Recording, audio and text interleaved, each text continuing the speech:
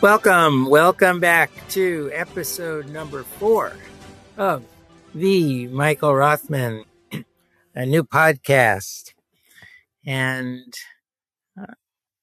I'm glad to see that you're coming back.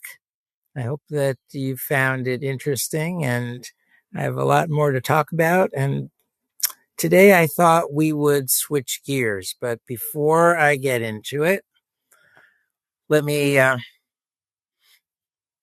just say that the opinions that I express are mine and may or may not be those of Space Labs Healthcare, who is my employer. So with that said, what do I want to talk about today? Well, first 3 episodes were on a very serious topic. That is the topic of sepsis. I'm not going to go back over that. Watch episodes 1, 2, and 3. Today, I wanted to go to the beginning. And in this case, what I mean is the beginning of what has come to be known as the Rothman Index. Where did it come from? Why was it developed? Why was it created? Who did it? And when I talk to hospitals, I usually bring this story along for what I think is an important reason. And that is, I work for a vendor, and vendors sell things. The people that I get to speak to are inundated with people trying to sell them things. I sort of feel sorry for them in a way. And in the way of the world, a lot of what a vendor tells you is not going to be absolutely true. And so the audience is very skeptical. Well, when we started this, we started for a really important reason, where we were not selling software, we're not selling widgets. We had a purpose, and I wanted to distinguish us from that group of sales folks who are not believed.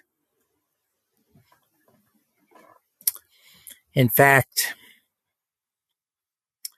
one of our early meetings was with a large hospital system in the Southwest, and I had met with a couple people, and they brought me to a large meeting, a large conference table, probably 25 people around this conference table.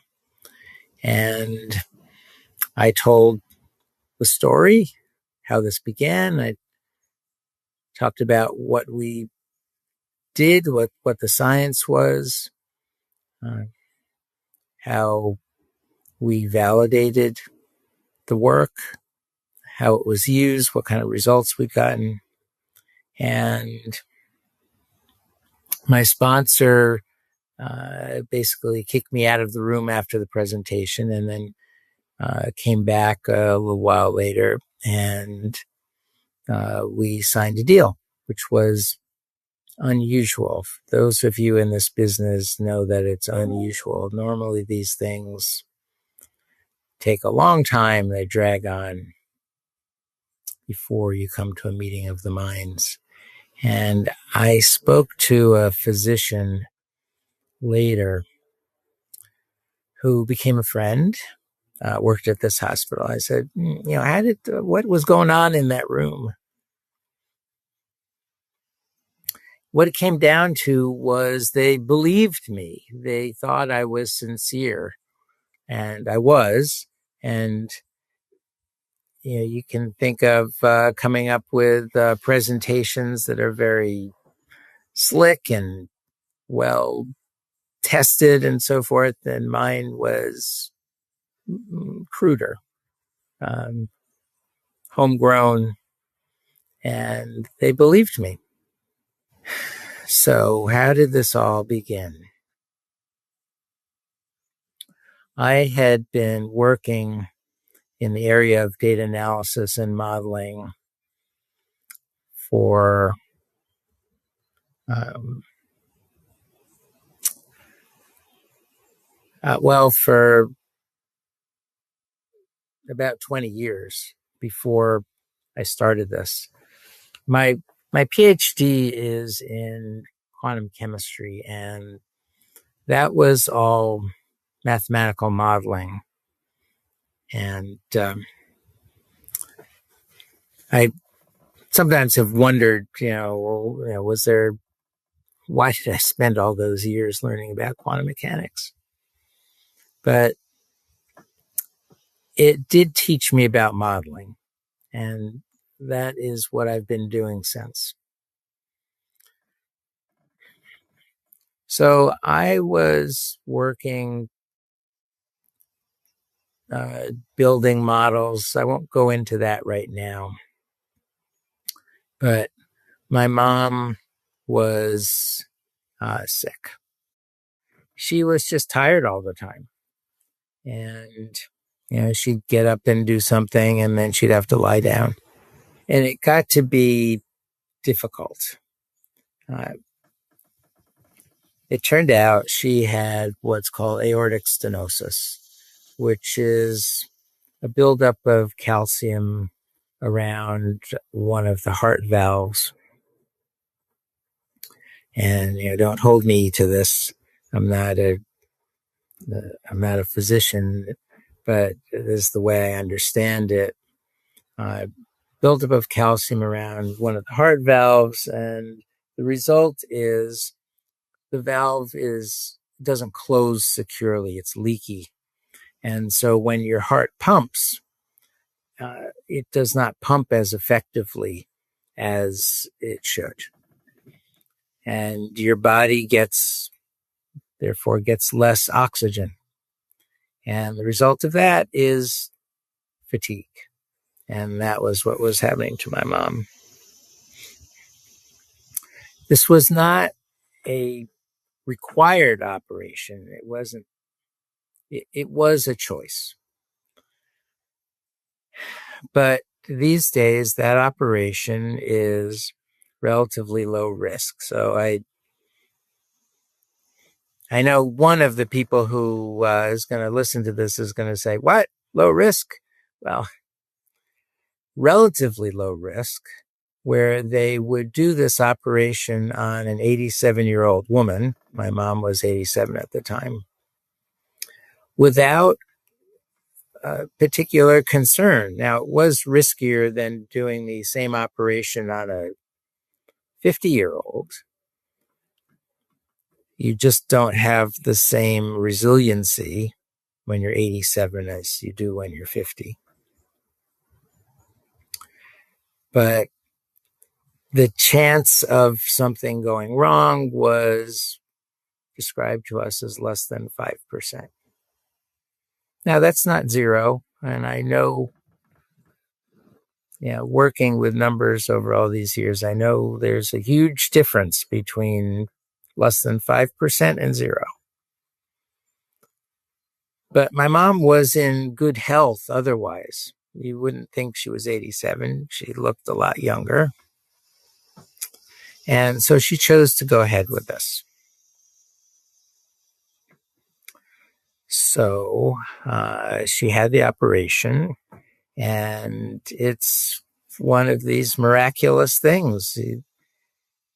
You pop out the old valve and you put in a new valve. I don't remember whether it was a mechanical or it was a pig valve. That's one of the ways they do this. But they put a new valve in, and it's a mechanical thing. It's plumbing.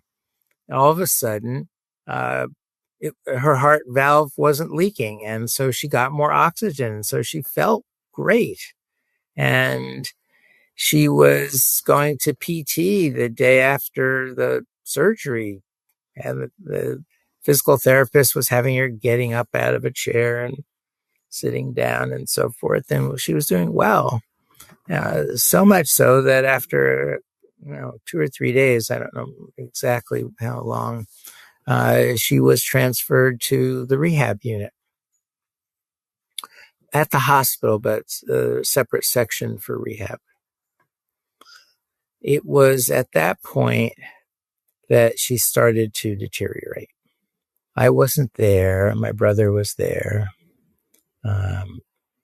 And so I get this story secondhand, but she was deteriorating. She started to slur her speech. She didn't feel well. She wasn't eating. It's not a good sign. And she'd drink some coffee, which is actually a diuretic.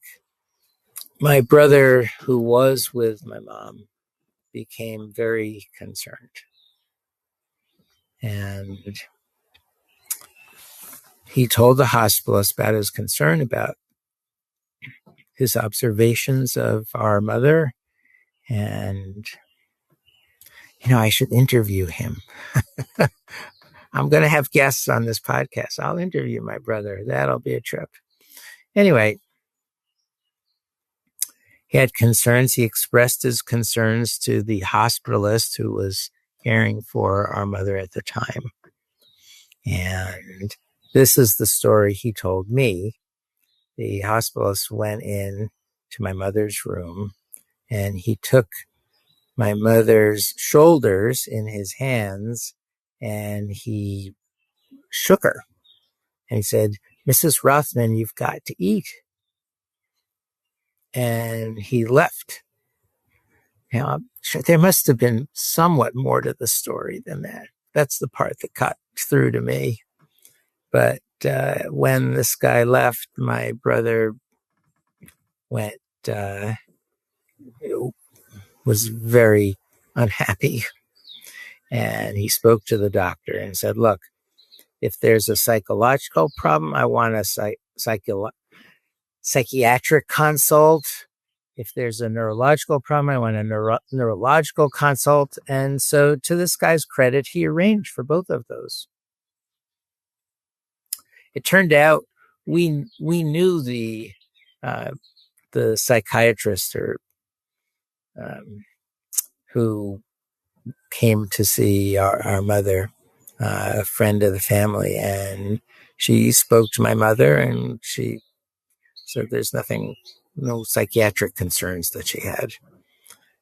But the neurologist, when he came, he did what is called the Babinski test.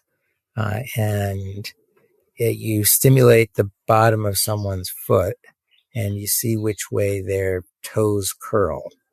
And I don't remember which way is which, but one way is normal. The other way is an indication of brain damage.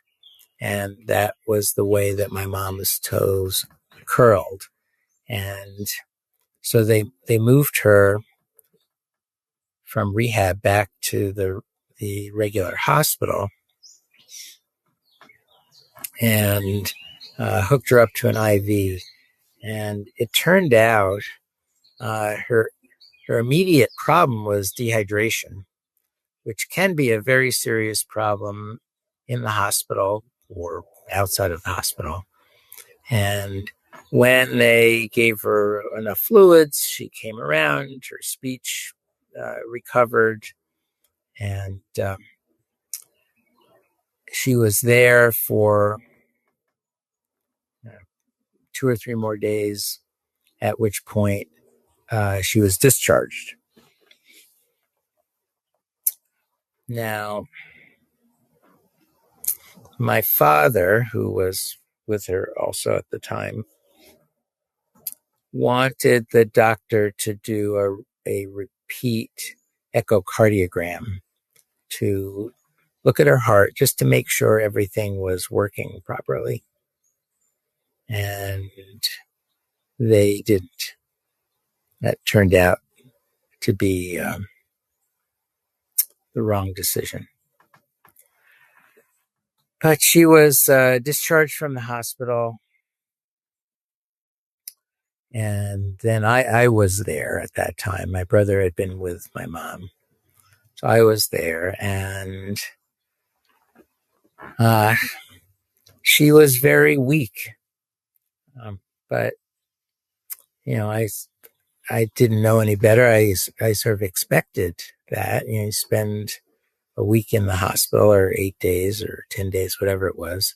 And, you get deconditioned and you're weak. And then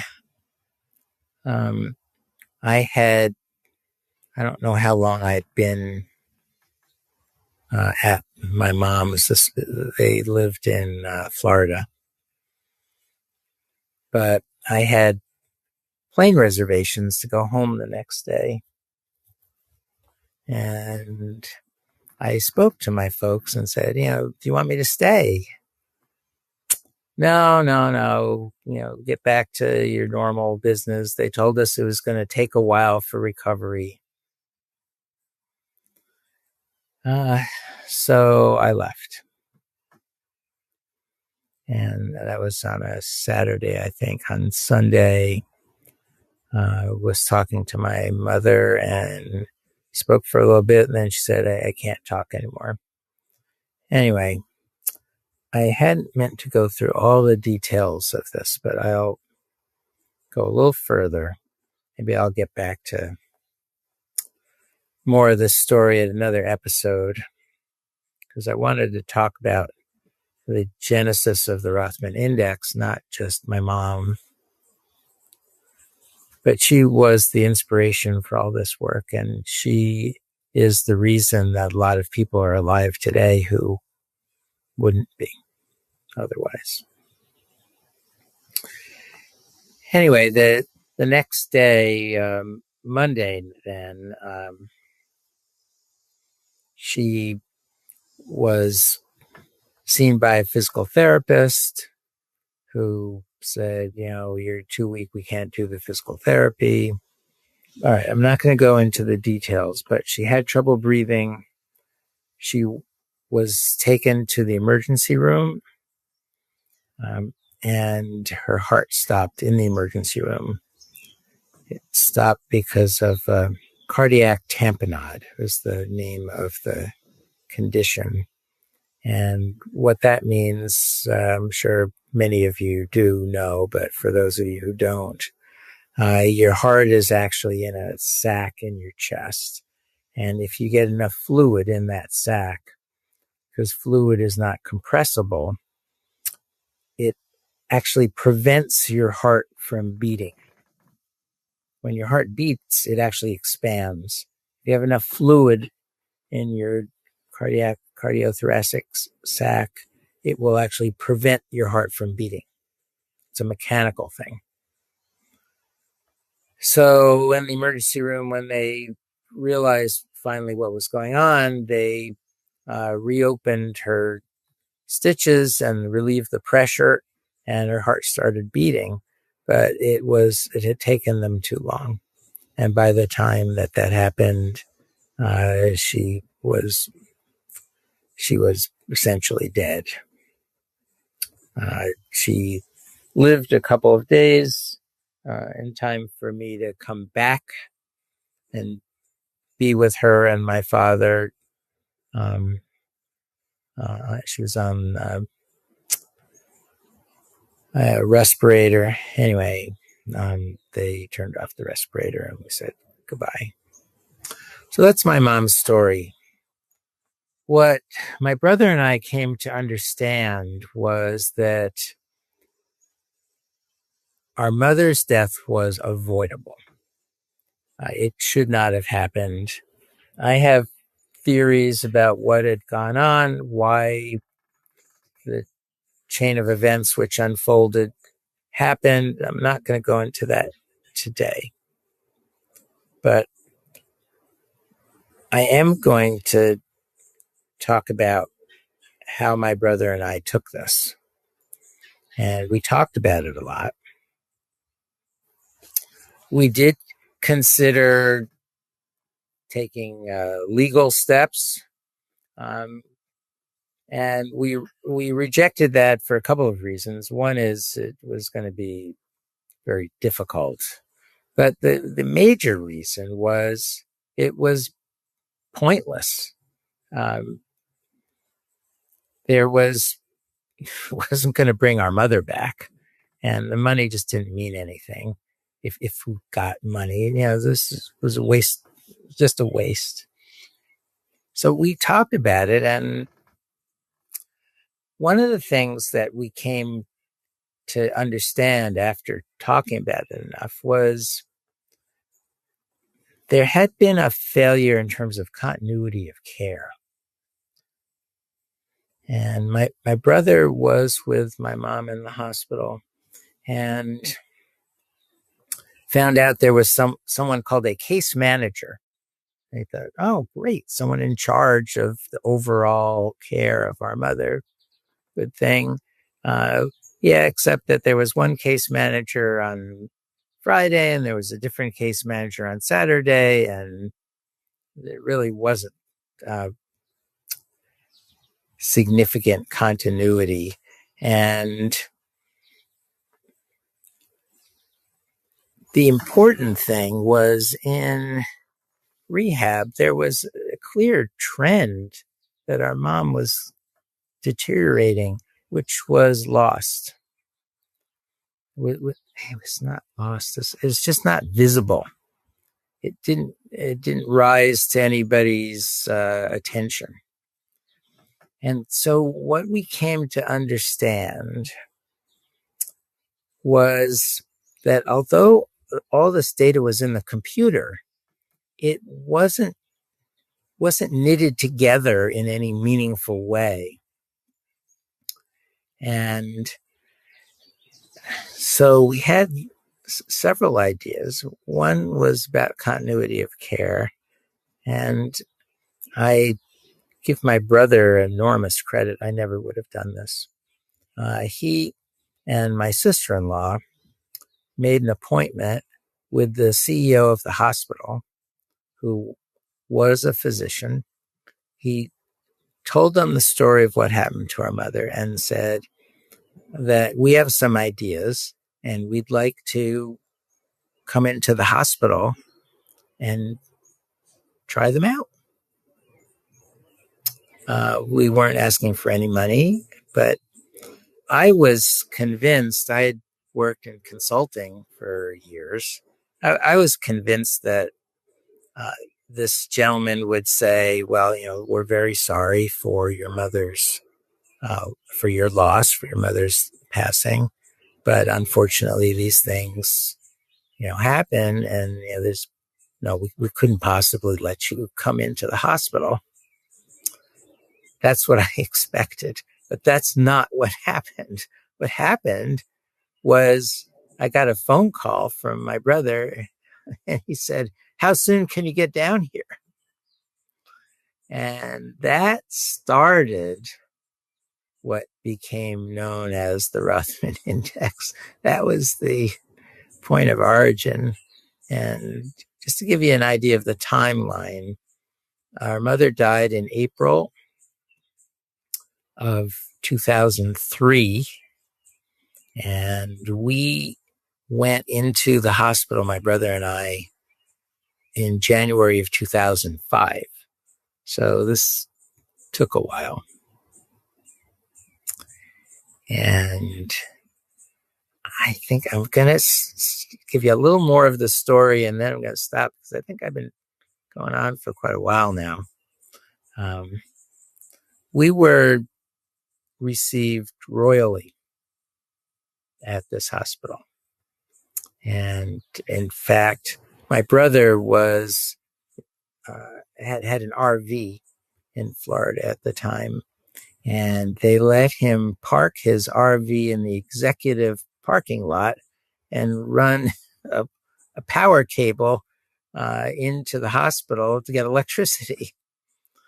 They gave us an office in the executive suite, and the CEO of the hospital basically passed the message around, be nice to these two guys. People didn't really understand why we were there, what was the point of all this, but by and large, the doctors and nurses were generous with their time. We were there for 3 weeks. The only remuneration was they gave us passes for the cafeteria. So we got free lunches and dinners. But we spoke to quite a number of physicians and nurses. Nurse informaticists worked with us. We got data on 70 patients from a cardiac step-down unit. And at the end of that time, the end of those 3 weeks, and we were there across both shifts, hung out at the nursing station, and but at the end of those 3 weeks, we had come up with a sort of crude model to quantify acuity. One of the questions that we had was, why isn't there just a simple measurement which tells you how sick you are so that someone could follow it and see if you were getting better or getting worse? It may seem obvious, and it may seem, of course they know that you're getting better or getting, well, not all the time. Generally, yes, they do. Not all the time. Sometimes people are getting worse, and the doctor and the nurse doesn't appreciate that. They may think that patient's going home the next day, and they may go home the next day, but probably they shouldn't have. They may be deteriorating, and it's not easy to quantify acuity so that you can see a trend. We worked with an expert diagnostician and did this experiment. We took a case where we knew there was a bad outcome. I guess the patient had died, and asked them to look at the medical record and see if he could see a trend. And not easy at all. There's a lot of data, but as I was saying before, it's not knitted together. It's basically you have a digital filing cabinet with a lot of information in it, and it's up to you to put it together. So by quantifying acuity, and especially by quantifying modest levels of acuity, you could see a trend,